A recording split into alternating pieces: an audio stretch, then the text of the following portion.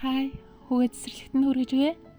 Өнөөдөр хүүгээ ангийнх нь бөөнөрөө ижлэгэн хувцас өмсөж өгöd төгсөлтийнхөө зургийг авахуулаад бичлэг хийлгэх гэсэн.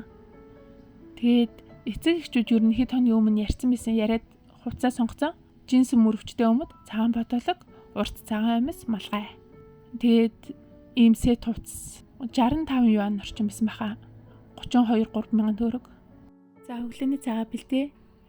Би сүүлд нэг биен хайлуу яваад үгүй ер нь биен хайлуу яваад байх юмгүй гэртэл өдөржингөө байдаггүй юм бол яг тэр жин хасуу хоолны журны дагуу хоолоход айгүй хүндрэлтэй юм билээ.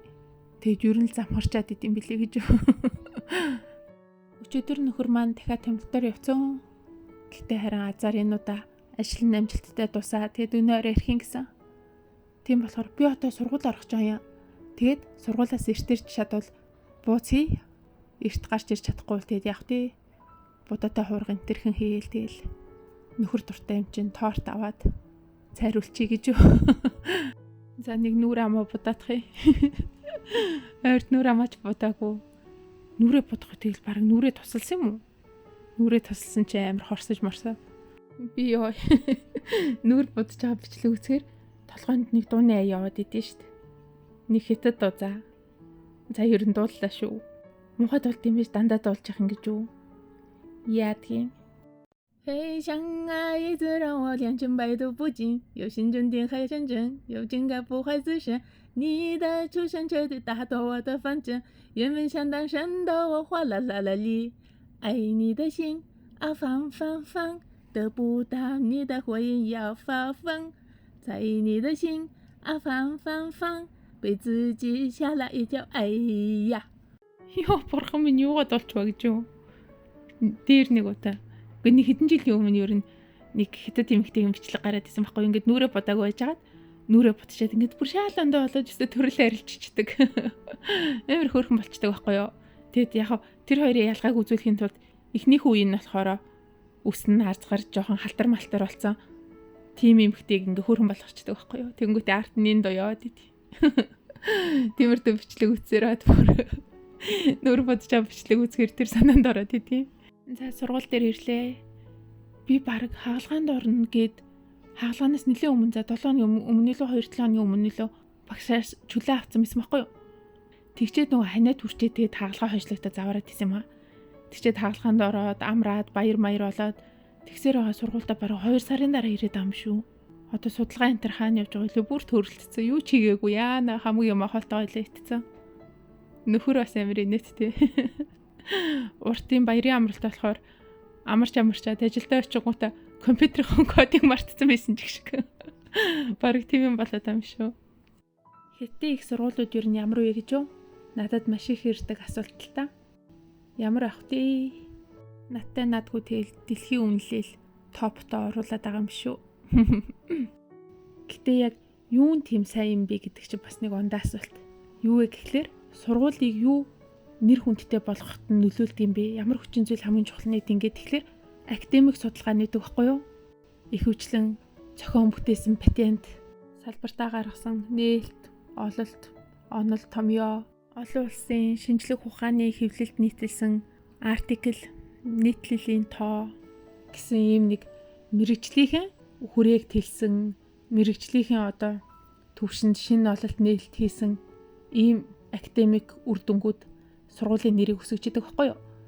Энэ утгаараач сургуулийн нэр хүндэд илүү чухал нөлөөлж байгаа нь магистр, докторийн оюутнуудын бүтээлүүд гэдгийг. Бакалавр харьцангуй бага. Тийм болохоор магистр, докторт сурах бол хятад бол харьцангуй судалгааны нөөцтэй, дата суурс ихтэй, судалгаа хийх ер нь боломж аягүй сайтай байдیں۔ Одоо жишээлхэд манай нөхөр за магистра хийдэг бахта. За хэдэн сая 20 үлэг 30 сая ч юм уу за мэдгүй ямар ч ихсэн амар үнэтэй юм нэг төхөөрөмж багшаараа ахуулаад тэгээд судалгааныхаа явц тэрийг өөрөө ашиглаад автомат жолоодлогын суйрлуулад ингээд судлагдсан хэмжээнд очилчихж байгаа байхгүй юу. Тэгэд тэрнгээрээ диплома бичиж хамгаалаад ингээд төгсөж байгаа байхгүй юу. Тэгэд нэг оюутанд тэм хэмжээний мөнгийг зарч чадна гэдэг чинь бас яалтчгүй л хятад бас яг энэ судалгааны чиглэлд маш их ач холбогдол өгдөг нь харагддаг л та. Тийм болохоор яг судалгаа хийх төвшөнд бол миний бодлоор хятад сургуулиуд бол харьцангуй сайн. Тэр тусмаа илүү нэр хүнд өндөртэй, илүү топ сургууль байх тусмаа л нөөц бааз сайтай, судалгааны лабораторийн тоног төхөөрөмж илүү сайн боломжтой гэсэн үг л дээ. Гэхдээ харин бакалаврын түвшинд бол ер нь бакалаврын түвшин гэдэг чинь тухайн мэрэгжлийнхээ суур ойлголтыг л авахд байдаг шүү дээ. Тийм ч үүнийг маш сайн ойлгож мэдрэхийн тулд өөрийн унган хэлээрээ сурч ойлгох нь илүү өгөөж өндөртэй юм болов гэж боддог.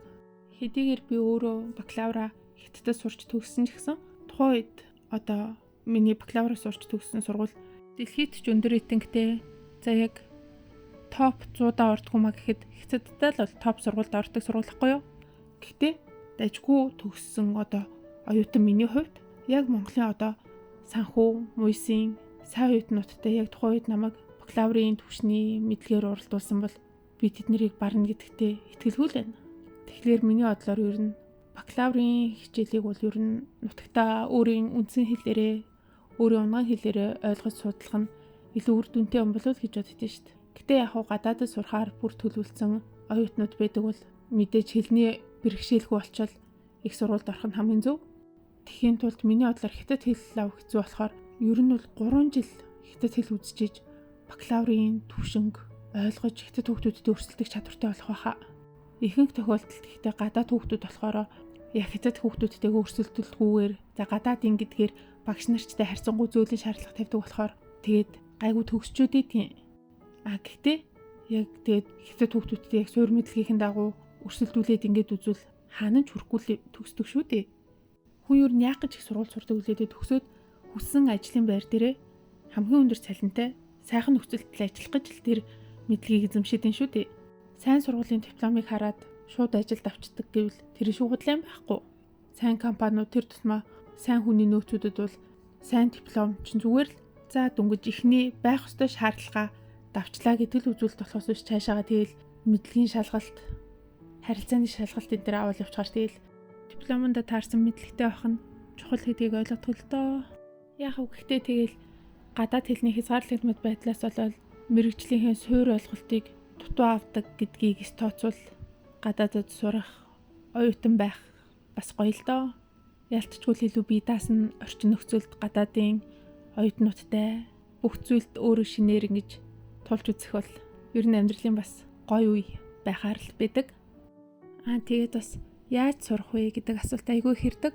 Гадаадд бие даад сурах гэж байгаа юм чинь бие даагаад интернетээс сургуулаа олох, сайтаас нь гадаад оюутны багшийн дугаарыг олоод тийшээ залгаж холбогдож асуултуудаа асуух, аль эсвэл мэйлэр ч гэсэн харьцаж болно шүү дээ. Тэтгэлгийн тавигддаг шаардлаганд хараахан хүрээгүй байгаа бол за хятад сурах чинь бас нэг барууны өндөр хөгжилтэй орнуудад сурах төлбөрөөс харьцангуй хямд байдаг болохоор эхний жилийнхээ хэлний бэлтгэлийн сургалтын төлбөрийг өөрөөсөө гаргаад хэлний сайжрахаар яваандаа тэтгэлэгт орох зорилгоор ингээд үргэлжлүүлж сурдаг. Үүнд бол дундын зуучлалын байгууллага, хувь хүнийг оруулах ямар шаардлагагүй байдаг. Өөрийнхөө жишээ хэлэхэд би ч бас анх мэддэггүй байхдаа Google-с What is the best university in China гэж хайгаад Чинхуа даашвэ гингүүт нь сургуулийн сайт руу ороод гадаад оюутан хариуцсан багштай холбогдоод өөрийнхөө материал болон сургалтынхаа төлбөрийг төлөөд хэлний бэлтгэлд анх очиж исэн байхгүй юу? Энд ердөөсөө тийм хэцүү процесс байдаг болохоор ер нь сурахаар шийдсэн оюутнууд өөрсдөө сургуулаа хөөцөлдөж өгөөрэй за. За бай бай.